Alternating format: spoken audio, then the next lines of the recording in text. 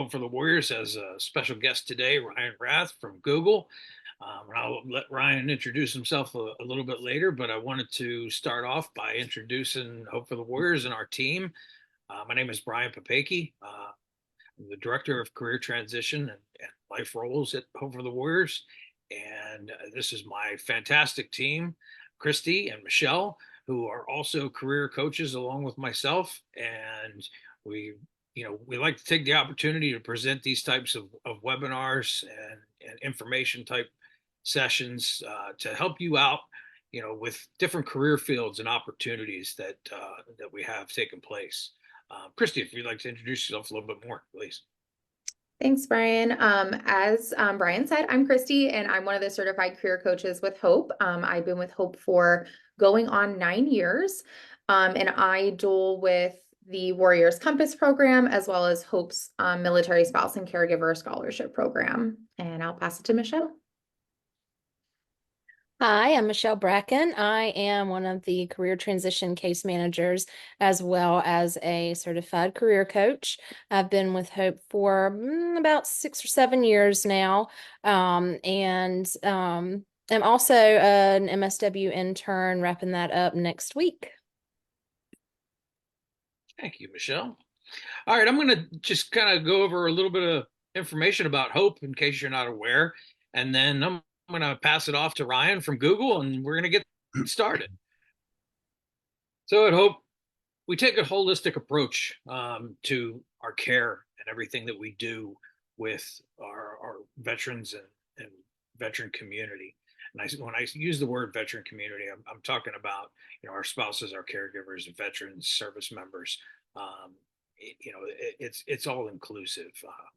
So we look at that as a holistic approach, and what that holistic approach basically is we understand that there is 6 domains, or we look at 6 domains of Hope programming and services, and those 6 domains is what touches your well-being.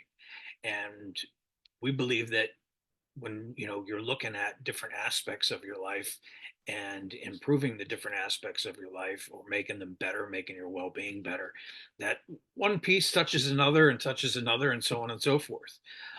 You may come to us for physical wellness and be part of our team Hope for the Warriors, but as you come through intakes, we might find out with our fantastic intakes team that will interview you that you are looking for some type of social support, or you looking for something in life roles.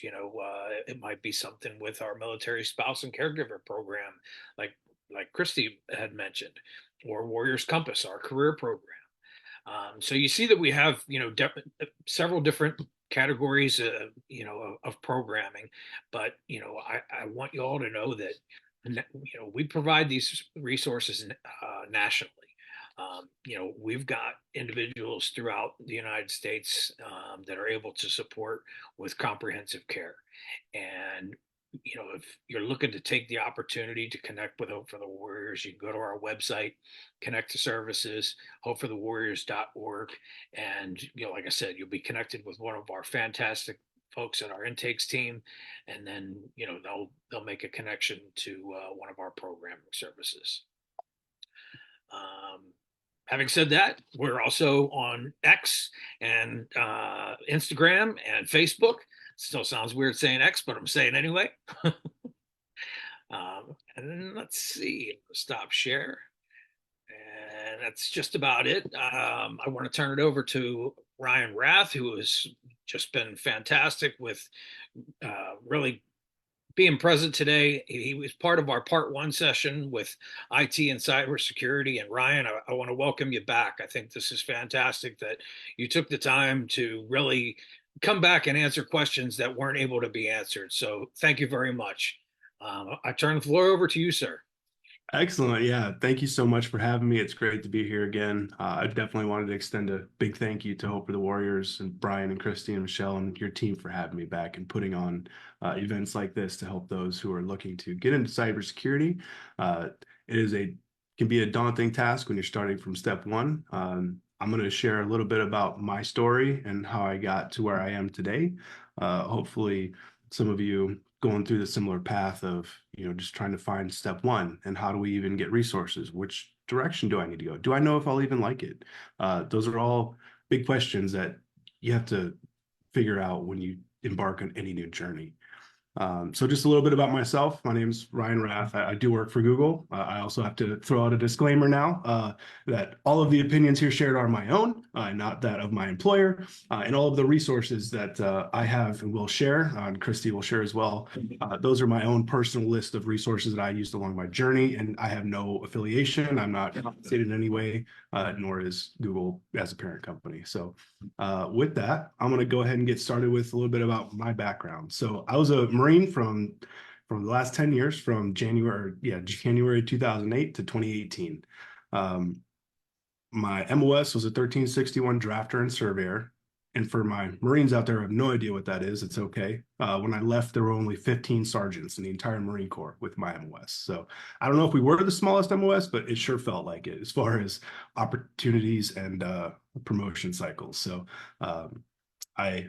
during my career at the end, I served as an MSG, Marine Security Guard, and that was great. That took me out for 3 years. And unbeknownst to me at the time, that was really my time to change careers in the Marines. So unfortunately, I was already on a path where that was not possible at the time. So when I came back, I tried to jump careers into cybersecurity, essentially. And I went through a long process, had to go through boards, had to reach out to the general in charge of the new cybersecurity program at the time that was being stood up, get letters of recommendation from him, as well as the E9 in charge of the entire program. Unfortunately, the headquarters Marine Corps decided I was in my MOS too long, and they decided that it was not, available to me to transfer. So that's when I decided to end my time at the Marine Corps and pursued it on my own. For my cybersecurity career, once I got out of the Marines, I was very fortunate to use a few of the programs, the transitioning programs that were available to veterans. That's where I got my very first certification paid for. That was a certified ethical hacker, the CEH. And that one's an expensive cert. It was about $1,200 all said and done by the time I got my certification. And the fact that I didn't have to pay for it, transitioning out of the military was a huge boon. From there, I kind of had this idea in my head that, well, I'm a hard worker. There's lots of IT jobs. I'll get my foot in the door, a couple certs to show that I'm serious and interested. And I can most assuredly tell you that that was the wrong mentality to go into. It was a very humbling experience, as I'm sure a lot of you have experienced job hunting in the past, where you apply through LinkedIn or Indeed or all these other sites where you can kind of just submit your resume and hope for the best. Maybe you'll hear back, maybe you won't. Me personally, I quit counting after 100 applications. So I had applied to over 100 applications in the Atlanta area, which is where we settled once I had transitioned out. And I got a whole lot of nothing. It was very humbling and frustrating all at the same time. They all wanted experience. And we'll talk about why I think that is here moving forward. But how do you get experience without having experience? So my military career didn't help me with my new job opportunities I was looking for. So really my goal was to get my foot in the door. When I got out, I was fortunate enough to get a job at a local managed service provider. And they had a help desk where they would help their clients fix things, keep their programs running, pretty much like any help desk out there. They also installed security systems and access controls, all that stuff. So that was my first job. I didn't even start on the help desk. I was, I don't want to say lower than the help desk, but I was the field technician installing cameras and installing network equipment, that kind of thing. I did that role for about 6 months before something on the help desk team opened up. And from there, it really, being able to put help desk technician and then eventually a network engineer on there, because that's what the company decided they wanted to call us. So putting that on my resume is when I finally really started getting results. Having that, even, I know help desk is probably not desirable to start in. It's long hours, week shift work. It can be a lot of just benign and regular user tickets. And I don't want to say the only path to cybersecurity is that way. It just, that was my path. A lot of colleagues I worked to also, had their start in the help desk as well. But the key is you have to start somewhere. So if that's something where you decide you can get your foot in the door and really shine and work hard and prove yourself as someone who can be of assistance, while always keeping your goal with everything you do. So me, I always enjoyed security. The reason I liked it before I left the Marines, I started teaching myself on YouTube videos. I got my start with a cheap little Wi-Fi router and a cheap little laptop that I found that was going to be thrown away. I loaded Linux on it. I learned how to use Linux, which was really cool. Then I started to learn how to use some of the tools that were already available for Wi-Fi cracking. It taught me, a lot about encryption. It taught me a lot about Wi-Fi protocols. It taught me a lot about the nuances, and really highlighted the fact that, when you think about computers, most people don't think about people, but somebody somewhere wrote code to do that thing you're doing. So it's very much a human experience, even though we get mass spine monitors and everything else. But there are people who are writing code behind the scenes to make everything we do work. And those people are susceptible to everything we are, right? They're allowed to, they have bad days, they have hard times, they make mistakes, they use at the time the best processes for security, but then later out a vulnerability comes out. There's a small, even just the smallest nuance and even a single character that can cause issues when you start talking about vulnerabilities in 0 days. So going into it with that mindset of, yeah, this may be how it is, but is it how it should be? It's a really interesting concept to start thinking about and digest. For me, I love solving puzzles. I don't much care for what kind of puzzle, whether it's a physical one in my hand, figuring out how to play guitar or whatever. I want to know how something works. I want to figure it out and make it do what I want. And essentially, that's kind of what the hacker mindset is. And it's a learning mindset, really.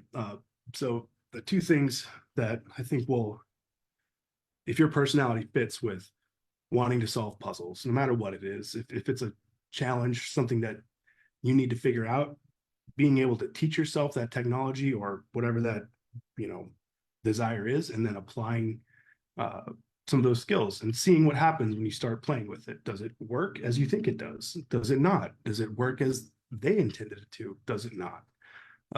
So that's really kind of the mindset. If you're trying to decide if cybersecurity is for me, that's kind of the first thing. Is it's a learning. It's very much you learn and are humbled. I am humbled every single day in my job. I learn something new.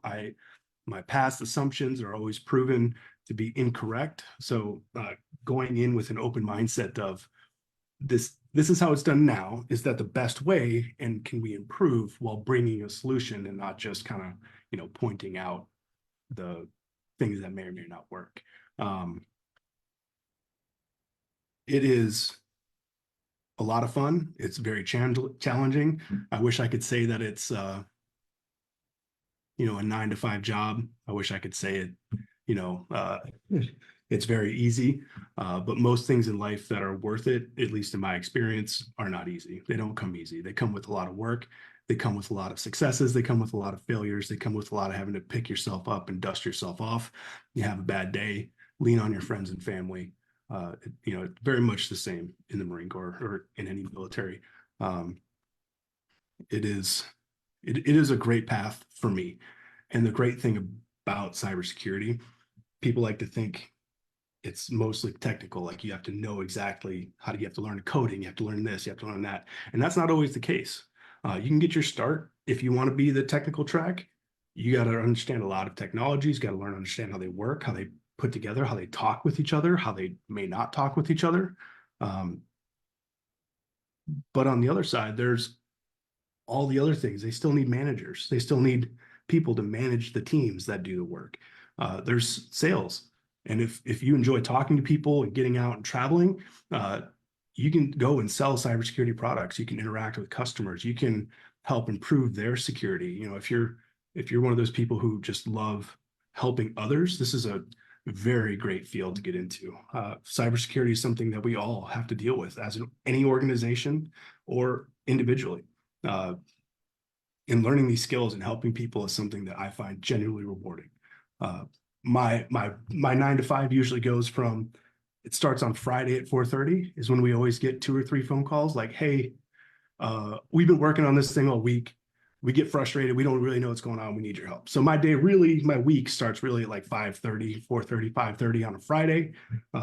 If I'm lucky, I don't have to work the weekend, but come Monday, it's all hands on deck to try and assist them to recover from, whatever their issue is. So my job specifically at Google, I'm an incident response consultant. So as organizations have ransomware incidences, if they get breached by nation state actors, or even just phishing scams, the big one going around right now is phishing scams to gain access to their work credentials. So they move into Workday and change their payment allotments so that they don't get the paycheck, which nobody notices typically until it's too late and they're not getting paid. But that's just a few examples of what I work on in a day to day. And yeah, so with that, I think we should go to one of our first questions that was sent over to me from your registrations. And if you guys have any questions moving forward, let's make this interactive. Please feel free to chat. Christy or anybody from the team, if you guys have questions coming in that I don't see, please feel free to let me know.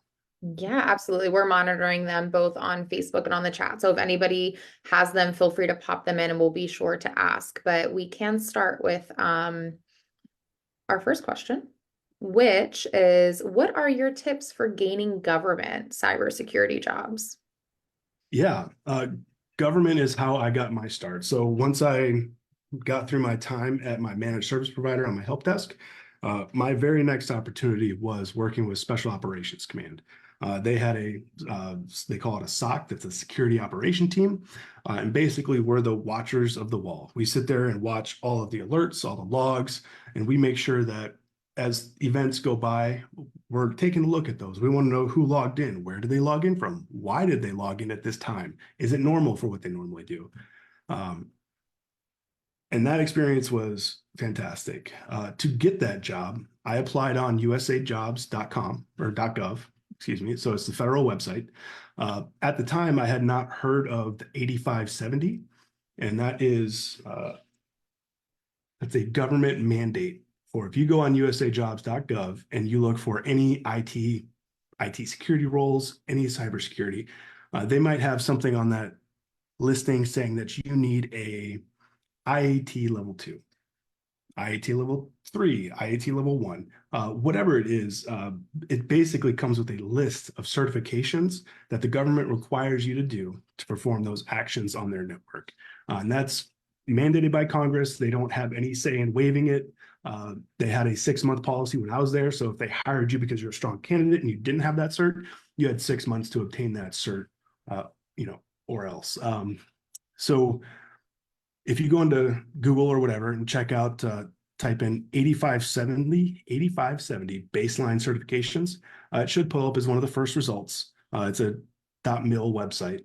But in there, it basically has a list of all of the certifications that will meet that requirement.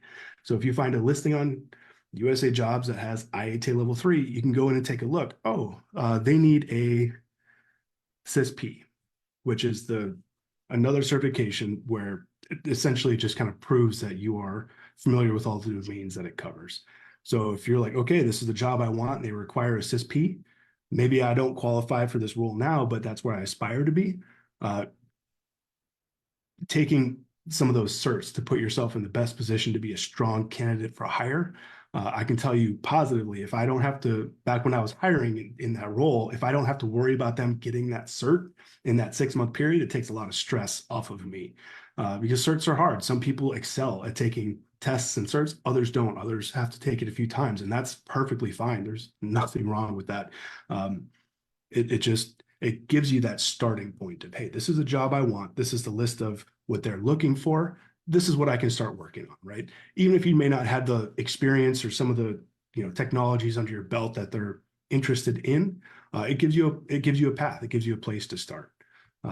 Federal jobs are fantastic. I very much enjoyed my time. I was working with Special Operations Command for AFSOC. It was it, as a prior military myself, as a Marine, I have to say it was a bit of a culture shock going from the Marines to the Air Force. But once you kind of put your contractor hat on and just realize that, hey, everybody's got their own thing, especially in IT and in the Air Force and whatever branch you're going to be working with, they all have their own nuances, and it's all fun to learn again. I mean, you just sit there and get to watch it happen instead of having to be involved or deal with PT or whatever else they got going on in their daily lives. Um, but yeah, so government jobs are a fantastic way for veterans. You get preference points when you go through. If you interview well, there's a lot of wanting to understand if you have the curiosity. So if you have the curiosity and drive to learn something on your own, yeah, people are willing to help and kind of get you along your way, especially for the nuances. All that stuff can be taught on the job, but having a solid understanding of Active Directory environments, what looks normal, what doesn't, some of the technologies that they use in that job. So for instance, Splunk. I don't know if any of you are familiar, but Splunk is huge for security operations. Essentially, it takes logs from hundreds of different sources, puts them in a nice, neat little console, and you can search those logs. I'm a huge data nerd. It's actually a lot of fun to take big problems and big data sets and ask, what's the anomalous thing here? What's weird? What's the unique? What's the outliers in this data? So that I find that personally very enjoyable. It's that solving puzzles thing.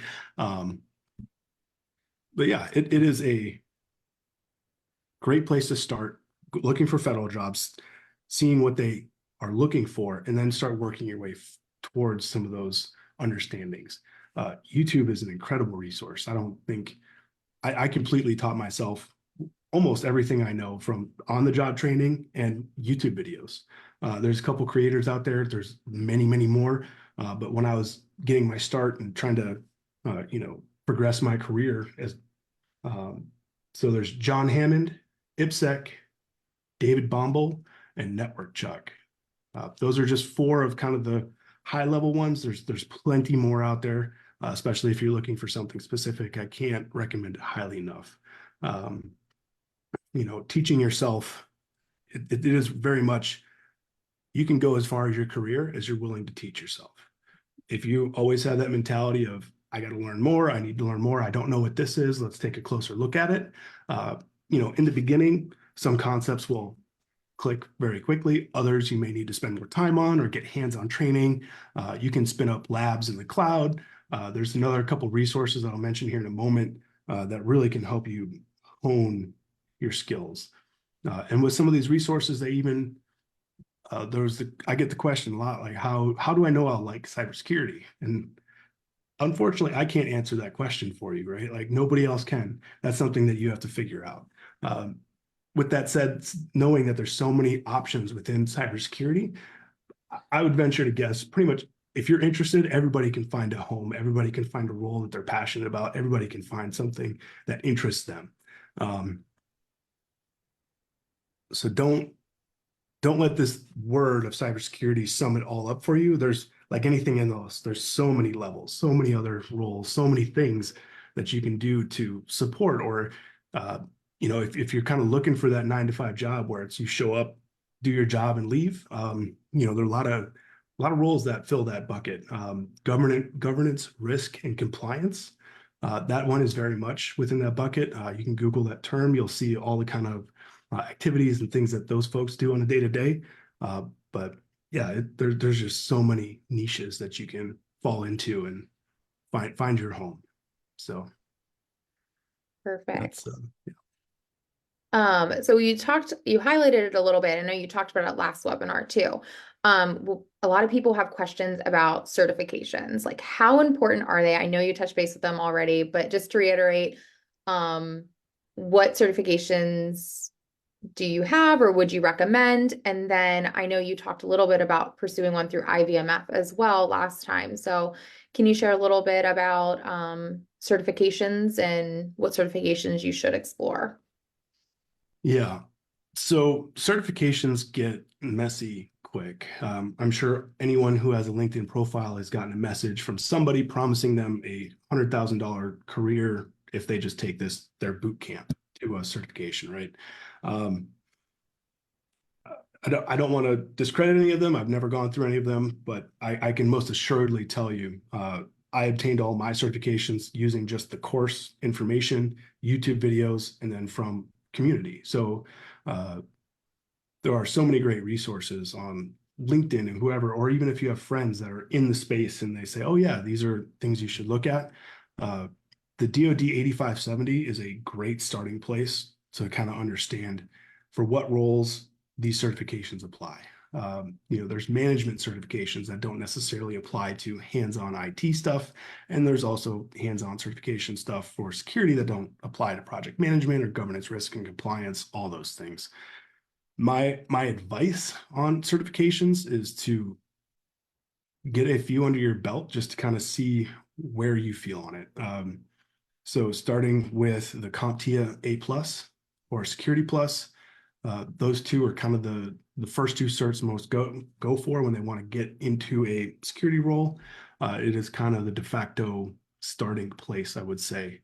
Another great resource for education for those that have their GI Bill. I actually last year graduated with my bachelor's from Western Governors University. A part of their curriculum is if you pass a certification with your tuition, they will pay for it and you get up to 3 reattempts. So they will teach you all the stuff in there because you get a course instructor and a course mentor.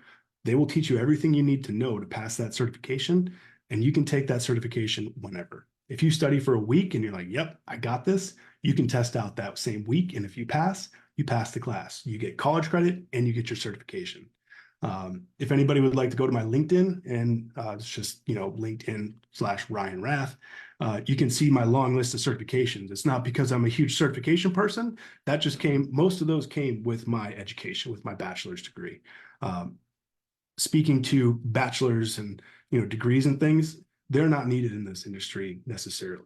There may be some holdouts that want it. If you want to go for management, higher up roles, those start to become more into play. But you definitely don't need it to get started. I didn't have mine until last year, and I've been doing this since 2018. I got my role here at Google without my bachelor's. So there are so many opportunities that are not being walled off by their education requirements. Even for certifications, once you start leaving the DoD, the requirements of certifications drop significantly. Their importance, whether they're looking for it, that's really much more on the company by company level.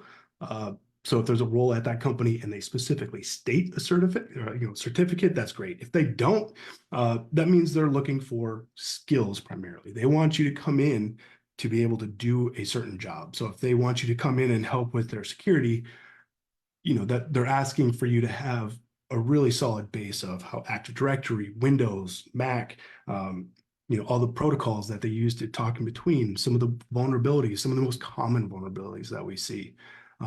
Even just things like best practices, having 2-factor on everything, right?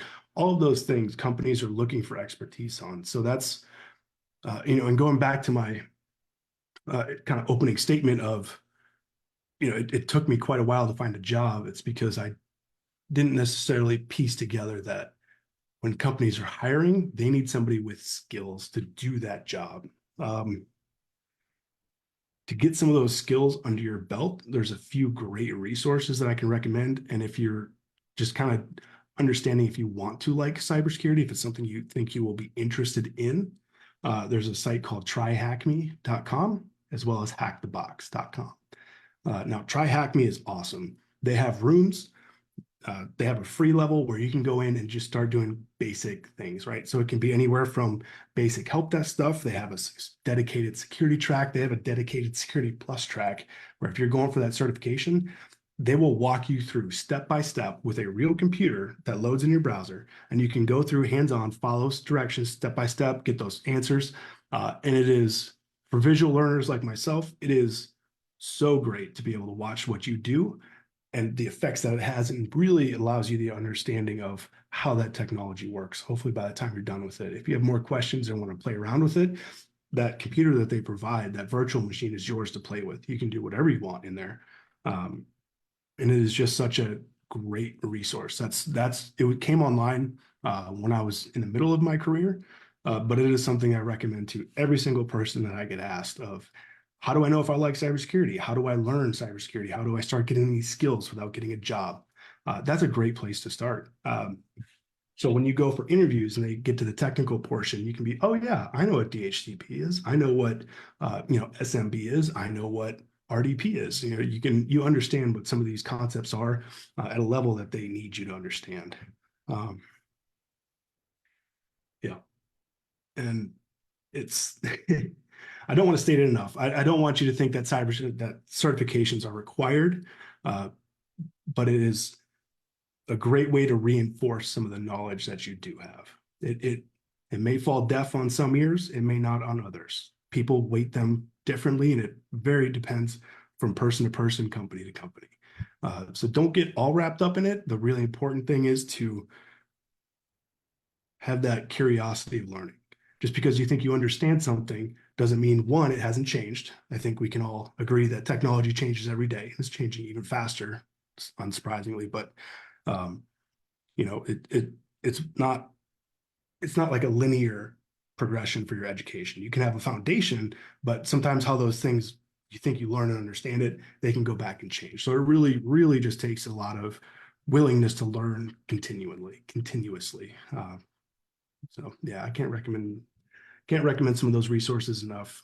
YouTube, and even getting your own labs. So if you have a computer at your house, you can run virtual machines. You can run some of these things and just play, right?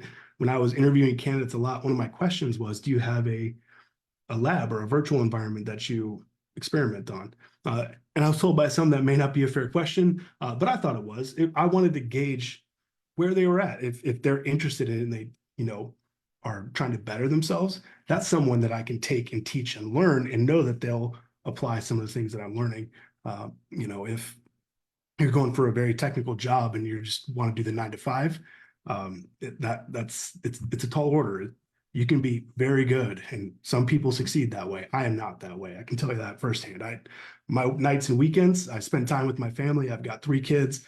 It's very chaotic. My youngest is 9 months and he's teething, or 10 months now and he's teething. But I'm still, even though I can't be a hands-on keyboard, I'm watching YouTube videos, staying up with the latest news. It's just that curiosity mindset and willingness to learn. Ryan, I'd like to jump over to networking a little bit.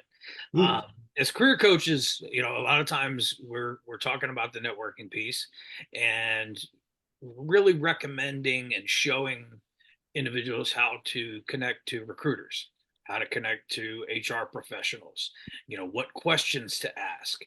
How is it the same or different in networking in the IT field?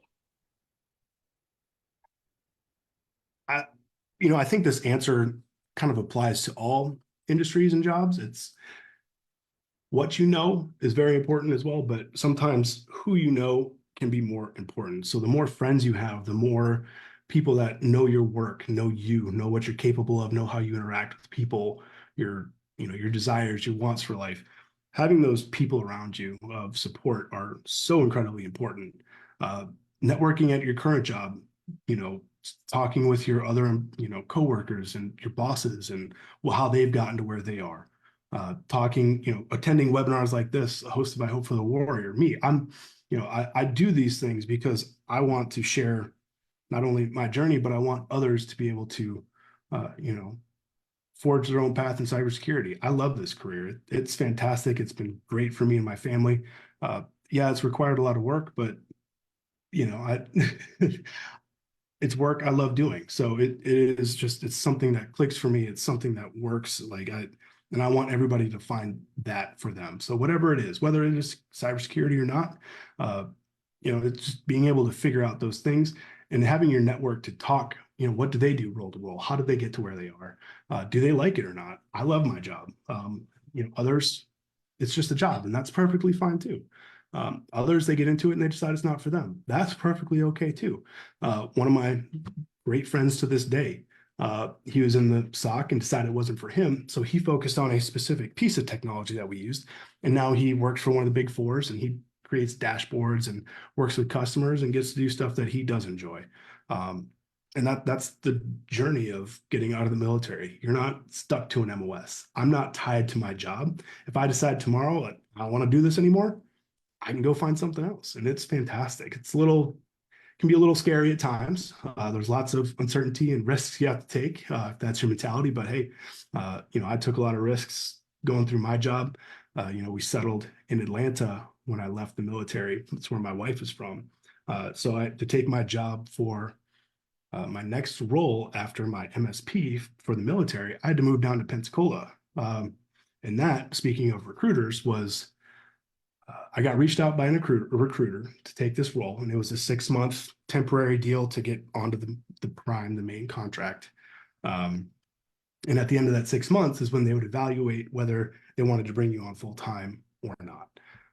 Luckily for me, they wanted to keep me on after the full 6 months, but I didn't want to move my family down to Pensacola without the absolute reassurance of knowing that we will have a job at the end of that 6 months, right? I didn't want to bring them down, get a house, do all those things with the possibility of not having a secure, job after that 6 months. So we were apart for 6 months. It's something I think all of those who served in the military are more than well familiar with, whether it's deployments, trainings, whatever. And that's a risk that I wanted to take for my family, and it paid off for me. Once I got that role, turns out there's a dedicated team at FireEye, which is 2 versions ago of my company now. And FireEye was kind of the holy grail. It was always the smartest people working on the coolest things, providing the most help to people. And it was just always blown away about how much they knew and how great their team was. It was always like the holy grail of my career once I learned about it. Fortunately, over my 2 years at AFSOC, I got to work with that team quite a bit. And one of the managers on that team, when 2 spots opened up, because I had worked with them closely, they kind of knew my skills. I was able to say, hey, I would like to apply for this job. Would you be willing to support me in, going down this path? They said, absolutely. And that's when I began my career at FireEye. I actually didn't even leave where I was at. I stayed at the same position. I just had a new job, or stayed at the same location. I just had a new job.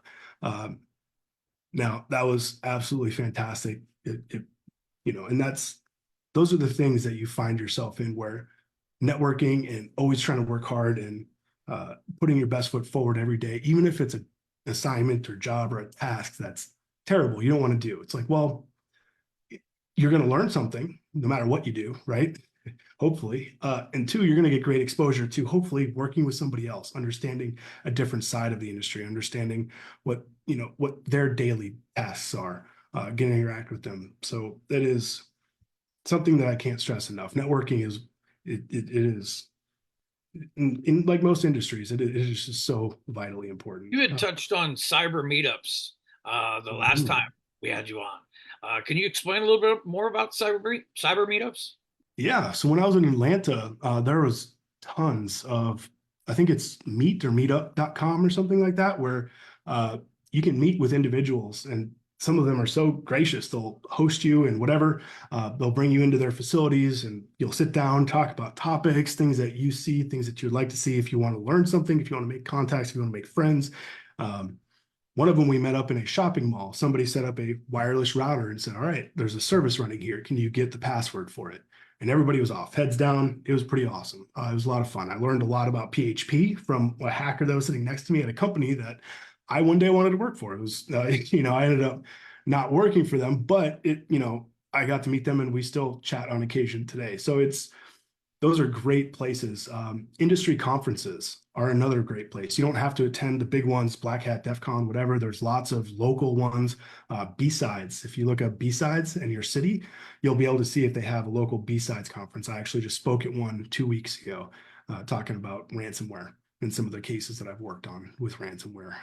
I met a few friends for that, actually. We're going to go meet up with one of my contacts to help them try and solve some of their concerns around ransomware. So it is, meetups are great.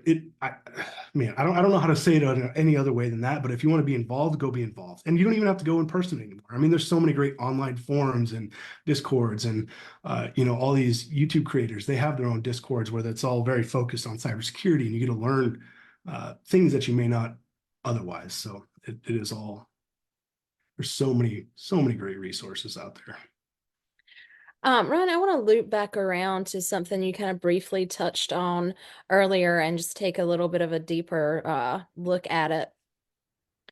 Is cybersecurity a field that you can enter sort of at an entry level basis with no or little experience, or is it one that you would maybe have to work at, I think you had mentioned help desk. Would you need to work tech support and then kind of grow into cybersecurity? Or could you kind of enter cybersecurity and grow within it from the get-go? Yeah.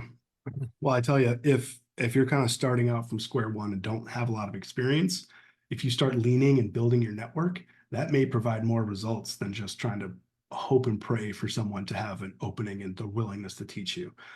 There are very much opportunities like that, but I can tell you, without a solid set of skills and understanding of the technology, it can be very hard to break into some of those roles from the first step. Going through and meeting people at the conferences, getting some basic certs under your belt, that can all help your case.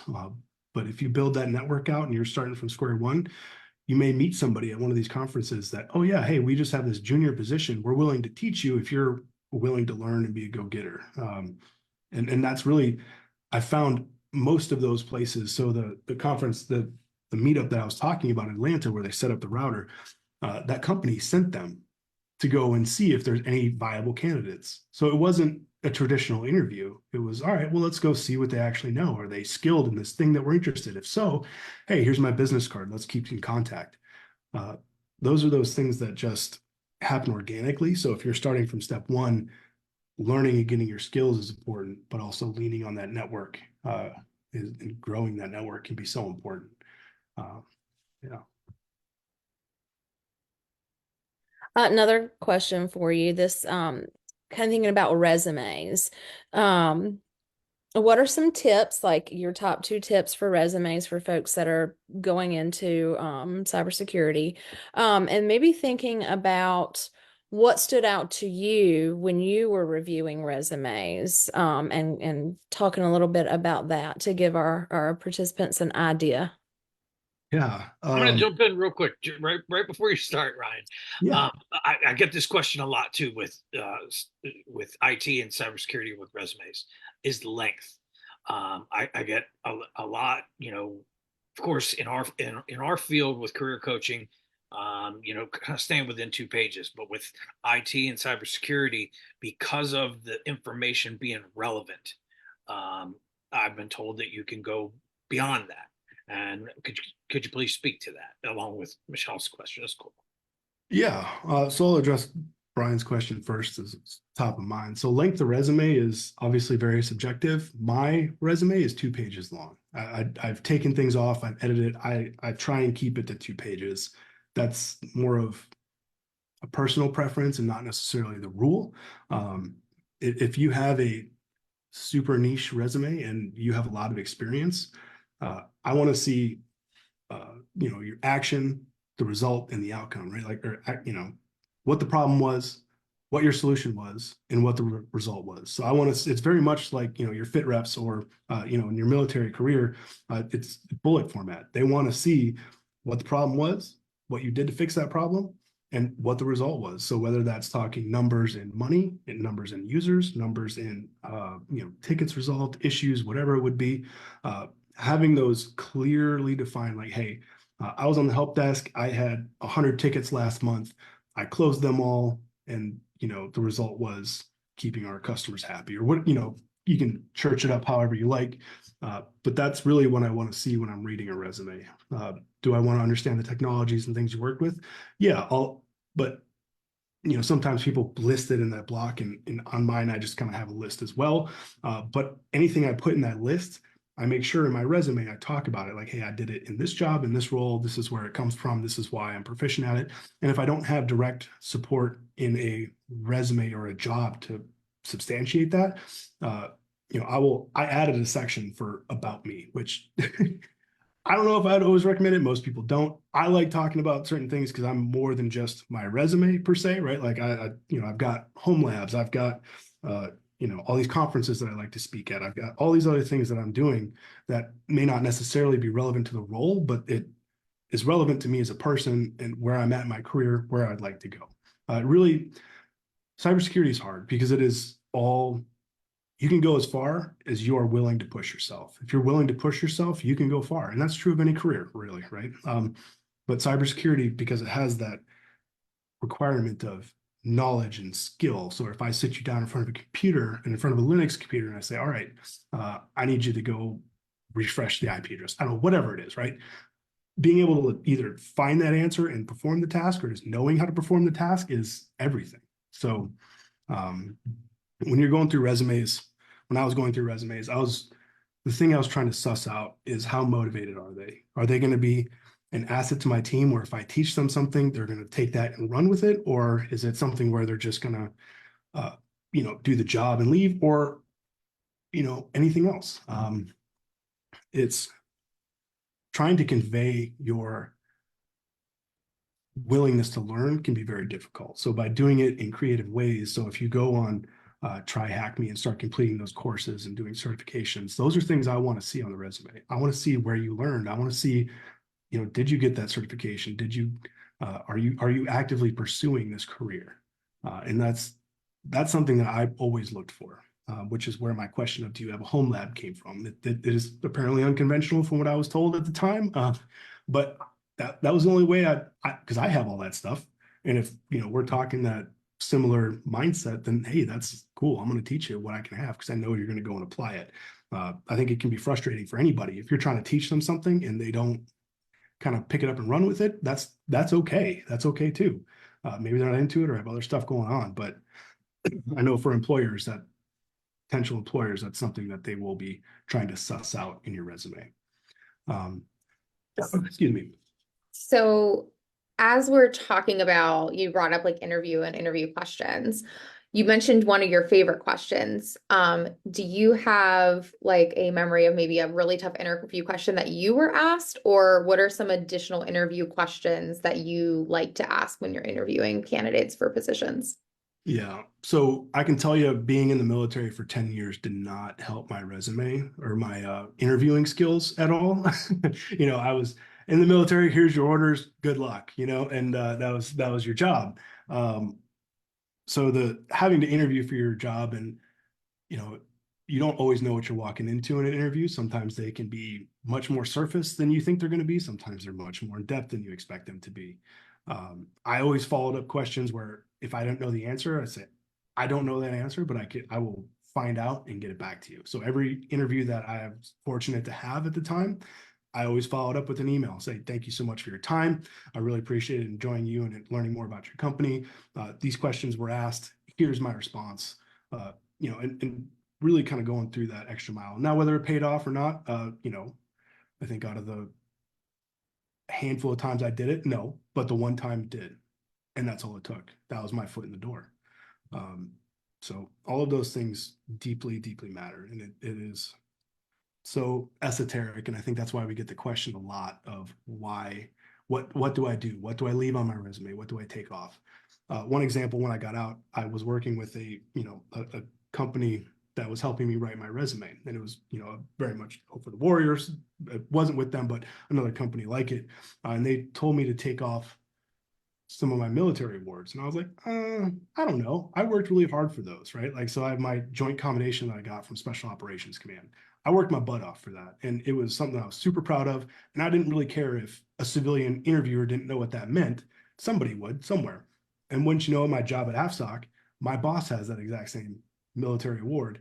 And he's like, well, I had to work my butt off for that. So if he got it, he had to as well. So, it's don't throw, there's a lot of advice I see out there of like, don't mention your military career or change it to civilianized. Yeah, you got to tweak some words to kind of make it more, don't use a bunch of abbreviations. No, I don't even know what the Air Force abbreviations are. And I was there for 2 years. I was in the Air Force Reserve for 4. I still couldn't tell you. They use the same acronyms we do for different things. I was so confused for so long. So explain some of those out, but don't discredit your military, accomplishments. Those are a part of you. You worked hard for them. go to bat for yourself. If it's important to you, explain why it's important. Tell me why. I'd love to hear about it. I'd love to learn something new. And you never know when that one interviewer is going to really grab onto this one innocuous thing. You may have a stellar resume, but if somebody else may not have as good a resume, but they're like, ooh, I have this one. I know I had to work that hard for it. They're probably going to be good to go. It's, yeah, those are some of the things of my resume advice is obviously it's very personalized to you and you're the employer hiring, but those are some of the things that I followed for my resume, as well as, when I interview candidates. I like that. And I think too, I think we can all agree when we talk to our clients, we're always telling them to customize it to the job description as well. The job description is going to tell you what to keep, what to expand on, because essentially the job description is a problem that the company is facing and you need to fulfill that. So, and I think you touched base a lot about that. So, it's not a mystery. So when you're doing your resume for the job, make sure you use the description as a way to structure and know what to keep, what to take, what to expand on, to set yourself up. So. And then one last point with LinkedIn, it's an interesting dynamic. So if you're interviewing for a company that you really want to work for, something that you think is great, go look up some of the people who work there. You'll find somebody on LinkedIn who works there. Go look at what their resume says. Go look at what their experiences are. Go look what they're talking about. If they're talking a lot about Splunk and this, you can suss out that they're probably going to want somebody who at least understands and knows what Splunk is or other technologies or security tools. Send them a message on LinkedIn. Say, hey, I'm interested in applying for this job. What do you think of the job? Do you enjoy it? Would you recommend it? And they may or may not be in a position to provide a recommendation or whatever, but you never know. If they ignore you, then hey, that's cool too. Most people don't log on to LinkedIn every day when they have a job. So, you're just kind of hoping for the best, but it doesn't hurt. I'm always very responsive on mine. And if it's something that I can help with, I usually try and point you in the right direction. If not, have a full-on conversation. I made a post on a Reddit forum somewhere for cybersecurity, and all of a sudden just got flooded in my inbox, and I was like, oh my gosh. So we, I pointed some in the right direction. I actually got on a video call and talked to a few of them in person, and answered very much of the same questions we are here today. So there are lots of people out there who want everyone to succeed. I am definitely one of them. So if you have any more dedicated questions, please, you can reach me on LinkedIn. But yeah, the more research you do, I find it interesting, right? It's the solving the puzzle thing. What can I do to get there? What can I do to figure this thing out? And then trying everything. I mean, if something doesn't work, so what? Do the next thing. Try the next object. Try the next idea. Perfect. Well, we have one final question for you, and then we'll wrap up our time together. But we were wondering if you would be willing to share what is something in your career that you are the most proud of for accomplishing thus far. Not to put you on the spot for an interview question or anything. Yeah.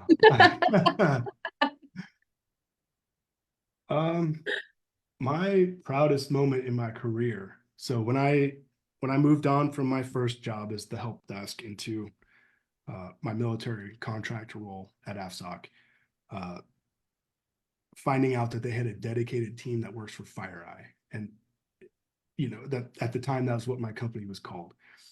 That was understanding what they did, seeing what they do. I was kind of in awe. I was like, oh, because we get security incidents roll in, and then 5 minutes later, they just like output a whole bunch of like, this is what happened at what time, this is the technology, this is the flaw, this is what happened. And it was almost instantaneously. And it was like that with anything from simple things to incredibly complex tasks. And it was mind-blowing for me. I was like, man, that's where I want to be. So kind of using that as my compass to like, all right, I want to set my sights for FireEye, but we'll see. I'll just shoot for the best and see what happens. And then, I just kept working hard. And then as opportunities presented themselves, I took chances. I tried to be as helpful as possible. Like I just, it was landing a job at FireEye at the time was just so, I was over the moon. That was definitely my proudest accomplishment in my career. Now, I would like to say it was Google, but to be honest, so when I got my job at FireEye, we went through a few changes as a company. FireEye was divested and we turned into Mandiant. For Mandiant, it was acquired by Google. So I kind of by de facto find myself at Google, which is very cool. And I'm, again, proud of it. It's a great journey. But it was never my goal to be here was never on my radar. It just kind of happened through opportunities and hard work. So if you have a goal, if you have someone that's doing what you want to do, say, wow, that's cool. And if you don't have direct access, that's fine. Find them on LinkedIn, see what they're doing, see what others that kind of do their similar role are doing.